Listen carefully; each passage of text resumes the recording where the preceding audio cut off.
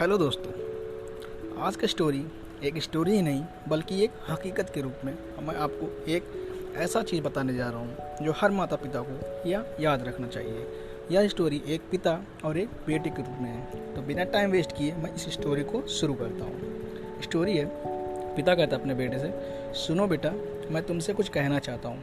तुम गहरी नींद में सो रहे हो, तुम्हारा नन्हा सा हाथ तुम्हारे नाजुक गाल के नीचे दबा है और तुम्हारे पसीना ललाट पर घुंघरेले बाल बिखरे हुए हैं। मैं तुम्हारे कमरे में चुपके से दाखिल हुआ हूँ, अकेला। अभी कुछ मिनट पहले जब मैं लाइब्रेरी में अखबार पढ़ रहा था तो मुझे बहुत पश्चाताप हुआ। इसलिए तो आधी रात को मैं तुम्हारे पास खड़ा हूँ, किसी अपराधी की तरह। जिन बातों के बारे में मैं सोच रहा था वह ये है, बेटा, मैं आज तुम पर बहुत नाराज़ हुआ। जब तुम स्कूल जाने के लिए तैयार हो रहे थे तब मैं तुम्हें खूब डांटा। तुमने टॉवल के बजाय पर्दे में हाथ पोंछ लिए थे। तुम्हारे जूते गंदे थे, इस बात पर भी मैंने तुम्हें बहुत कोसा। तुमने फर्श पर इधर उधर चीज़ें फेंक रखी थी, इस पर मैंने तुम्हें बहुत बुरा भला कहा। नाश्ता करते वक्त भी मैं तुम्हारी एक के बाद एक गलतियां निकालता रहा। तुमने डाइनिंग टेबल पर खाना बिखरा दिया था। खाते समय तुम्हारे मुंह से चपड़ चपड़ की आवाज़ आ रही थी। मेज पर तुमने कोहनियों भी टिका रखी थी।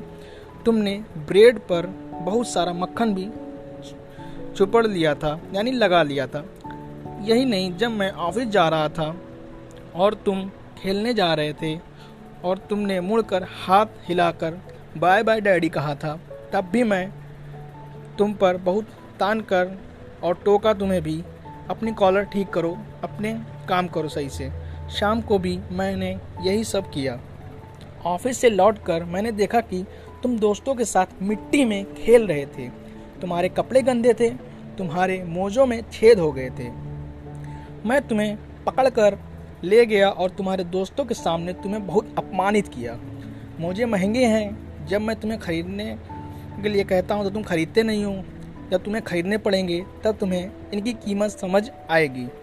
ज़रा सोचो तो सही, एक पिता अपने बेटे को इससे ज़्यादा दिल किस तरह दुखा सकता है, यानी बेटे का दिल किस तरह वो दुखा सकता है।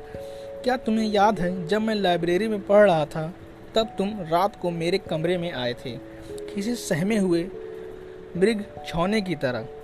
तुम्हारी आँखों में ये बता रही थी कि तुम्हें कितनी चोट पहुंची है, यानी जब मैं तुम्हें बोलता था तो कितनी तुम्हें चोट पहुंची थी, कितनी तुम्हें दिल में ठेस पहुंचती थी। और मैंने अखबार के ऊपर से देखते हुए पढ़ने में बाधा डालने के लिए तुम्हें झिड़क दिया था, यानी तुम्हें भगा दिया था। कभी तो चैन से रहने दिया करो मुझे, अब क्या बात है। और तुम दरवाजे पर ही ठिठक गए थे, यानी दरवाजे पर ही रुक गए थे। मुझसे बात करना चाहते लेकिन मैं बात नहीं कर पाया। मैं तुमको बहुत कोसता था, ये करो वो करो, लेकिन मैं तुमको समझ नहीं पाता था। तुमने कुछ नहीं कहा था, बस भागकर मेरे गले में अपनी बाहें डालकर मुझे चूमा था और गुड नाइट डैडी कहकर चले गए थे। तुम्हारी नन्ही बाहों में की जकड़न बता रही थी कि तुम्हारे दिल में ईश्वर ने प्रेम का ऐसा फूल खिलाया है जो इतनी उपेक्षा के बाद भी नहीं मुरझाया। और तुम फिर सीढ़ियों पर खट खट करके चढ़ गए।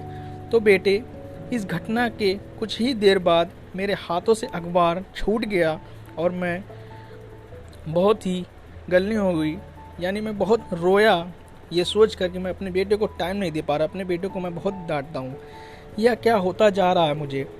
गलतियाँ मुझे ढूंढने की, डांटने और कोसने की आदत सी पड़ती जा रही है। मैं अपने बेटे को कैसे समझूं?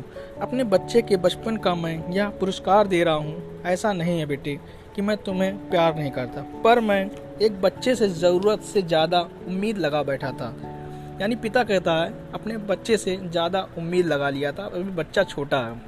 फिर कहता है मैं तुम्हारे व्यवहार को अपनी उम्र के तराजू पर तौल रहा था, यानी जो उसका बच्चे का व्यवहार था वो अपने पिता जो है अपनी उम्र के हिसाब से उसको समझ रहा था। तुम इतने प्यारे हो, इतने अच्छे और सच्चे हो।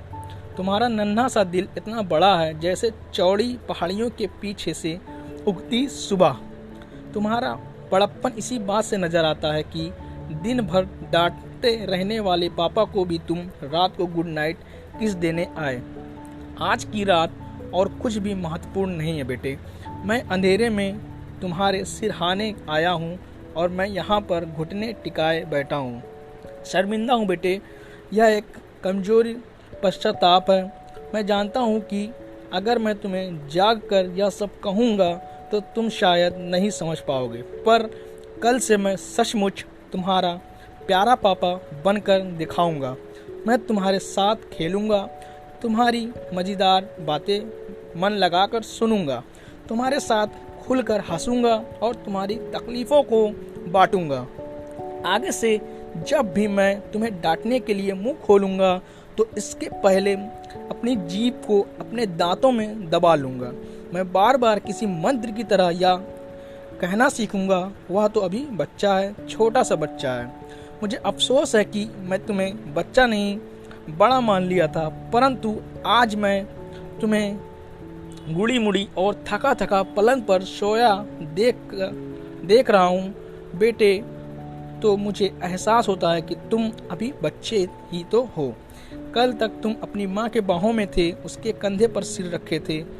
मैंने तुमसे कितनी ज़्यादा उम्मीदें की थी, कितनी ज़्यादा, बहुत ज़्यादा उम्मीदें की थी, बट मुझे यह पता नहीं था कि तुम अभी छोटे बच्चे हो।